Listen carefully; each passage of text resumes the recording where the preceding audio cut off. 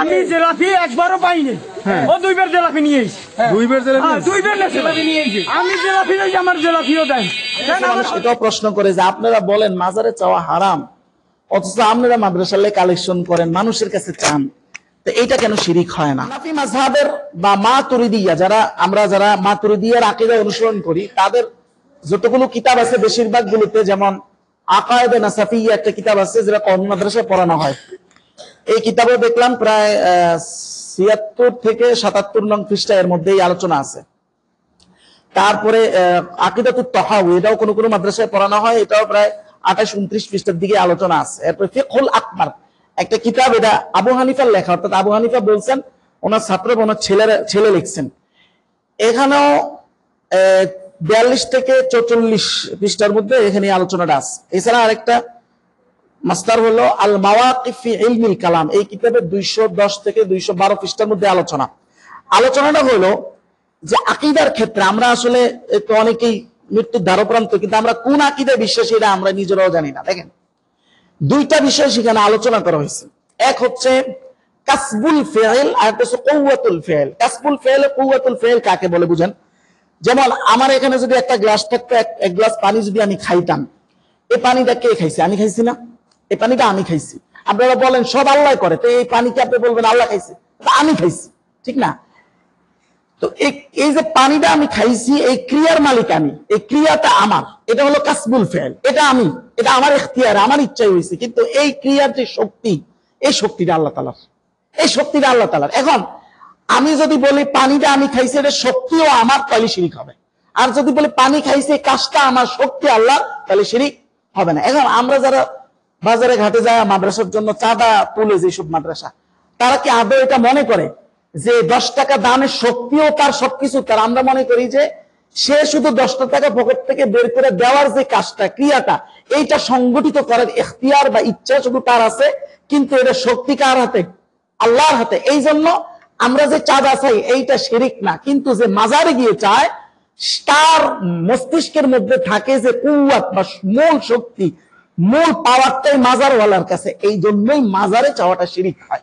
এখন কথা হলো, মাজারে চাওয়া, এখন যদি কেউ বলে যে না, আমরা মাজারে গিয়ে এইভাবেই চাবো যে মূল শক্তি আল্লাহরই মনে করব, মাজারওয়ালা শুধু দিবে, নাউজুবিল্লাহ, তাহলে কি হবে? যেটা আমি একটু আগে ব্যাখ্যা করলাম, তাহলেও সহি হবে না। কারণ কি? কারণটা আমি ১ মিনিটের মধ্যে।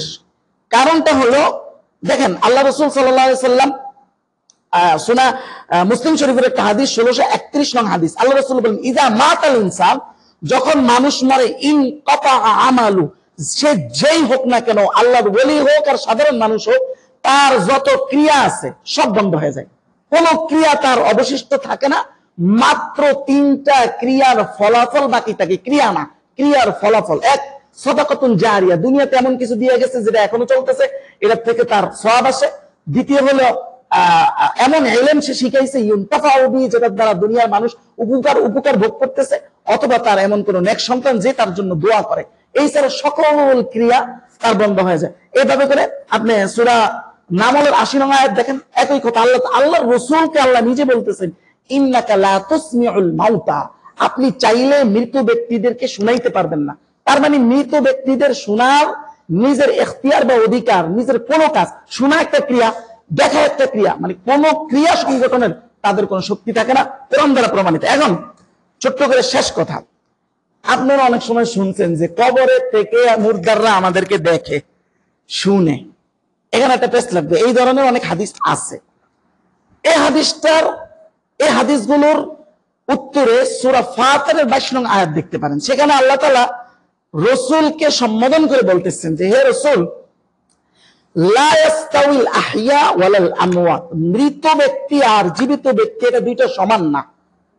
এরপর আল্লাহ বলছেন, ইন্নাল্লাহা ইউসমিউ মান ইয়াশা, আল্লাহ যাকে ইচ্ছা তাকে শুনাইতে পারবেন। অর্থাৎ কবরে যে আছে, আমরা যেরকম নিজের ইচ্ছায় শুনি, দেখি, আমাদের নিজের একটা ইচ্ছা শক্তি আছে। বারজাখি জিন্দিকে, সে হোক আল্লাহর ওলি, সে হোক শাহজালাল, সে হোক শাহফরান, সে যেই হোক, তার নিজের কোনো ইচ্ছা নাই। আল্লাহ যদি তাকে কখনো শোনান তাহলে সে শুনে, আল্লাহ যদি তাকে কখনো দেখান তখন দেখে। কারণ এই কথা বলে আল্লাহ বলছেন, ইন্নাকা লা তুসমিউল মাউতা ও মা আনতা বিমুসমিইন মান ফিল কুবুর, যে আপনি কবরে যে আছে তাকে আপনি শুনাইতে পারবেন না। তার মানে কবরে আমাদেরকে শোনা বা দেখা এটা কবরওয়ালার ইচ্ছায় হয় না, এটা সম্পূর্ণ হয় আল্লাহর ইচ্ছা। এখন যার কাছে ক্রিয়া সংগঠিত করার এখতিয়ার নাই, কুওয়াত তো কোনো কালেই ছিল না, কুওয়াত তো সর্বকালের জন্য এটা আল্লাহ, তাহলে তার কাছে আপনি চাইবেন কোন হিসাবে? এটা নিতান্ত মূর্খতা ছাড়া আর কিছুই হতে পারে না। বরং তার উসিলায় চাওয়া যেতে পারে, যে সে তো আল্লাহর ওলি, আল্লাহর কাছে গ্রহণযোগ্য মানুষ, তার কথা কইলে যদি আল্লাহ খুশি হয়, এই উসিলায় যদি আল্লাহ দেয়, এর বেশি কোনো কিছু করার কবরওয়ালার ক্ষমতা নাই। যদি থাকে তো এখনকার কবরওয়ালাদের যারা ভণ্ডমুরিদ আছে তাদের কাছে চ্যালেঞ্জ। বাংলাদেশে তো কত কিছু হয়, এই যে সিলেটে বন্যা, ওইখানে বন্যা, একটা এই যারা আল্লাহর ওলিদের মাধ্যমে এই বাংলাদেশের একটা সমস্যার সমাধান কেন করতে পারেন না? এটা নিতান্তই মূর্খতামি। কবর থেকে কখনো ইসলাম কোন কবর কেন্দ্রিক হতে পারে না। যদি হইতো তাহলে নবীরা মৃত্যুর পরে নবীদের লাশ কবরে ছিল না, তাহলে পরবর্তী উম্মতরা বিকৃত হইল কেন? যদি কবর কেন্দ্রিক ইসলাম হইতো, দিন যদি কবর কেন্দ্রিক সহিভাবে হইতো, তাহলে নবীরা মৃত্যুর পরে তাদের দিন কেন বিকৃত হলো? একমাত্র দিন সহি হবে সহি ইলম, আল্লাহর আসমানি কিতাবের সহি চর্চা এবং তা প্রতিষ্ঠিত করার আন্দোলনের মাধ্যমে, আর অন্য কোনো মাধ্যমে না। এটি নিতান্ত ভণ্ডামি। আল্লাহ পাক রব্বুল আলামিন সকলের গলতফাহমি থেকে আল্লাহ আমাদেরকে হেফাজত করুন। আখির দাওয়ানা আলহামদুলিল্লাহ রাব্বিল আলামিন। যারা সুন্নাত পড়েনি, সুন্নাত পড়েনি।